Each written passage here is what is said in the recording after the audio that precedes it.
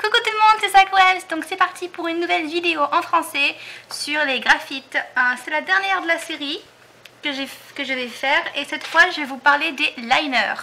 Donc Graphite possède, enfin la marque en gros, possède deux gammes en fait de liners. Il y a les liners noirs type pointe tubulaire, qu'on appelle pointe tubulaire, donc pour ancrer, dessiner et écrire. Vous pouvez aussi accéder au liner brush. Juste ici, il y a 4 couleurs. Donc j'ai parlé des deux gammes. Alors, on va commencer par la gamme des liners classiques que voici. Il y a un total de, je ne sais pas compter, 8 liners. On va commencer comme ça. Donc il y a un total de 8 liners. Donc j'espère qu'on verra à la caméra. Donc ça va du très très fin au... ouais, pas vraiment très épais mais bon ça commence à 0,03 qui est très très très fin, on le voit à peine ici sur ma charte. Donc on a comme vous pouvez le voir une gamme assez classique en fait quand on regarde les gammes de liner noirs qui va du 0,03 au 1 mm avec des tailles intermédiaires que j'apprécie énormément, comme le 0,1 ou le 0,2 que j'utilise très souvent, en particulier pour ancrer sur des petits dessins comme les petits carnets quand je fais des couvertures de livres. Le 0,3 qui est un classique que beaucoup d'illustrateurs utilisent, enfin en tout cas moi pendant des années j'ai utilisé 0,3. Et j'utilise également le 0,8 et 0,5 plus pour les contours quand je fais des ancrages. Donc par exemple pour ce genre de dessin où en fait j'ai ancré avec un 0,2 pour l'ancrage principal et ensuite un 0,5 pour le contour qui permet en fait de faire un effet un petit peu relief comme ça. Mais je ferai une petite démo, un petit challenge avec les liners juste après. Mais c'est pour vous donner un exemple. Quand on utilise les différentes tailles, en fait, on peut faire ce genre d'illustration. Très pratique pour ceux qui travaillent, comme ceux qui veulent être mangaka, ou ceux qui aiment beaucoup travailler uniquement en noir et blanc, par exemple. C'est vraiment super d'avoir une gamme aussi large. Et c'est vraiment une gamme complète. J'ai eu beaucoup de mal, par exemple, dans d'autres gammes, à trouver du 0,2 mm. Je trouvais que le 0,3 était trop épais, le 0,1 était trop fin. Et la gamme des graphites, il y a bien le 0,2, donc c'est très très pratique. Donc les voilà, que dire de plus? Eh bien écoutez, moi j'ai travaillé avec eux depuis approximativement un mois maintenant, donc quasiment toutes mes illustrations, et je trouve qu'ils sont vraiment agréables à travailler. Donc je m'en suis servie et j'apprécie beaucoup. Une écriture très fine et très agréable. Chose que j'ai remarqué, il ne gratte pas, la mine est très souple, non pas souple, très lisse. Il y a des feutres comme j'ai remarqué que par exemple le Faber-Castell, le Pitt Artist, il a tendance à gratter un peu, même avec un stylo neuf, donc peut-être que c'est un défaut de ce produit-là, mais en tout cas j'ai remarqué que le Graphite Liner, lui, ne gratte pas. Au niveau de l'intensité du noir, on va comparer ici. J'ai testé l'intensité du noir et si le noir était vraiment noir ou pas, et donc le Graphite Liner pour moi arrive en, je dirais, égalité avec le Unipin et le Copic. Il est pas tout à fait... Non, il est un tout petit peu moins noir, mais il est plus épais, donc c'est pas facile de savoir. Mais en tout cas, le Unipin de Fine Line et le Graphite Liner pour moi sont vraiment noirs. J'ai testé deux choses, donc l'intensité du noir, donc très bien pour le Graphite Liner. Et ensuite, je me suis amusée à faire deux tests. Donc sur ces traits que j'ai fait ici, j'ai attendu peut-être 5 minutes à peine et j'ai pris un graphite, donc un feutre à alcool, pour savoir si ça allait baver ou pas. Le papier que j'ai testé ici, c'est juste du Bristol de base. J'imagine que ça dépend peut-être de certains papiers, donc si vous avez des doutes, le mieux c'est de tester. Mais ce que je voulais dire, oui, alors j'ai testé. J'ai testé en laissant sécher à peine 5 minutes. Et voilà ce que j'ai eu. En gros, c'est difficile vraiment d'expliquer comme ça. Mais la plupart des stylos ont bavé. Même le Copic Multiliner, il a bavé un petit peu. Le graphite, lui, a pas mal tenu. Il a bavé, mais vraiment léger sur certaines zones. Tout simplement parce que c'était pas sec. Voilà. Ça veut dire que selon le stylo et selon le papier que vous allez utiliser, il se peut que certains stylos, certaines encres mettent un peu plus longtemps à sécher. Et le second test, donc qui est là où j'ai fait du rouge avec un autre graphite, cette fois un feutre rouge, où là en fait j'ai littéralement attendu, je dirais, une bonne semaine. Donc je pense qu'après 2-3 jours ça suffit, où l'encre a eu le temps de sécher et de pénétrer dans le papier. Et j'ai refait le même test en venant superposer mon feutre, la même quantité partout, et il n'y a aucun stylo qui a bavé.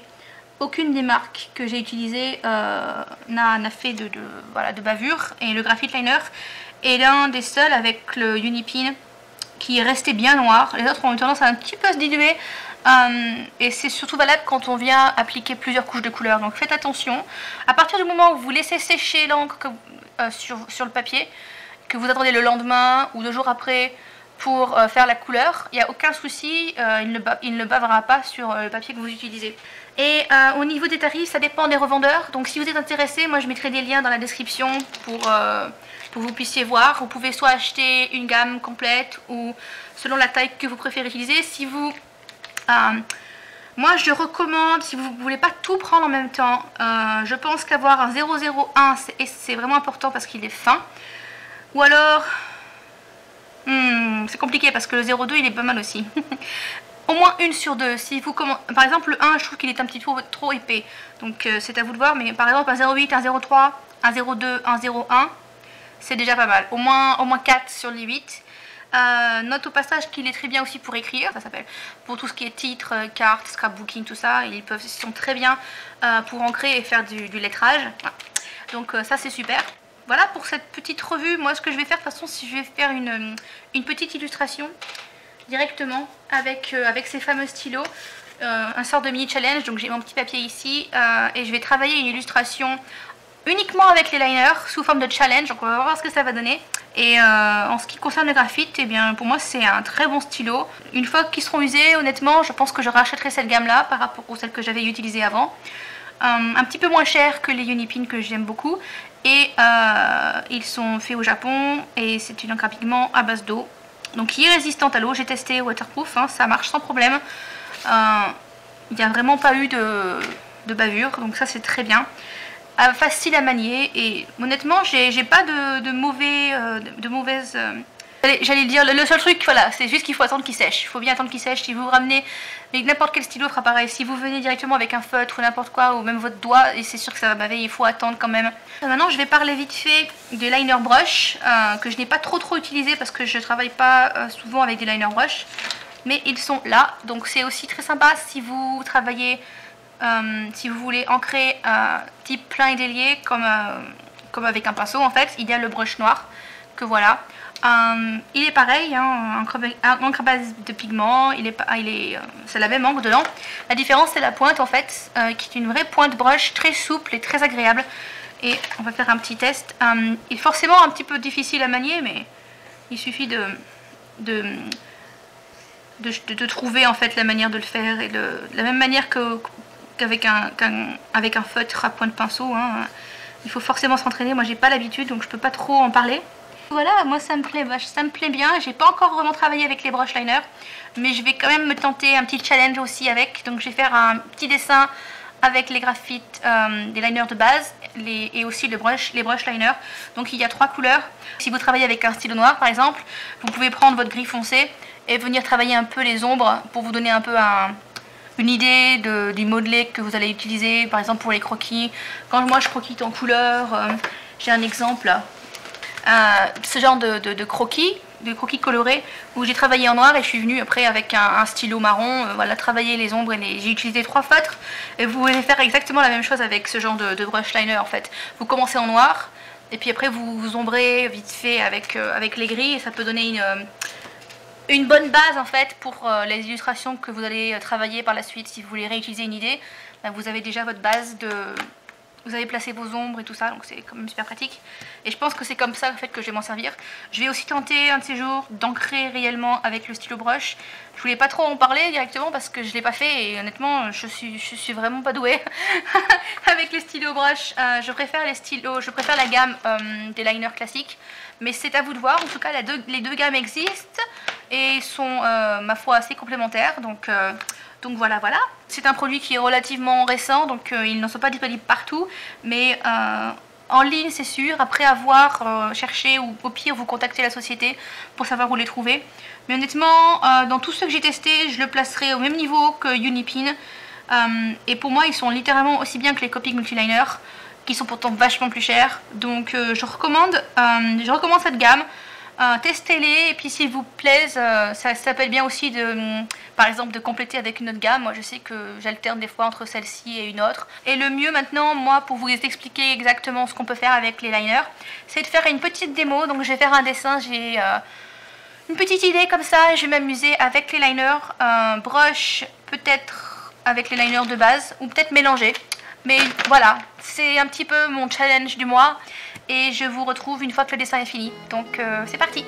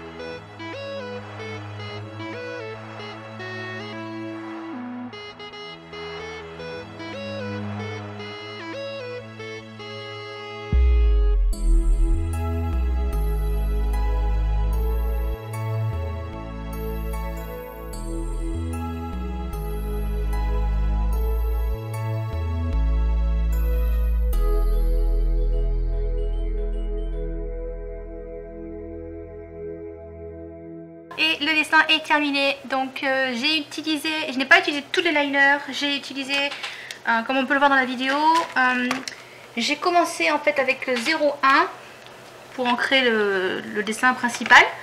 Ensuite j'ai travaillé un petit peu les pleins déliés aussi avec le 0,05, notamment le visage. Parce que c'est pas facile d'ancrer là où c'est très fin, parce que forcément c'est un petit dessin. Tout dépend en fait de la taille de votre image à la base. 0,3, voilà, 0,3, j'ai aussi pris 0,2 pour les contours et pour certaines zones qui sont plus foncées. Et ensuite j'ai basculé avec les brush liners. Donc j'ai pas utilisé le noir, j'ai utilisé uniquement les gris, les trois gris en fait. Donc en fait le gris clair est quand même plus clair. Ça se voit surtout si vous venez balayer comme ça et que vous faites deux couches par exemple du gris moyen. On a ce dégradé en fait.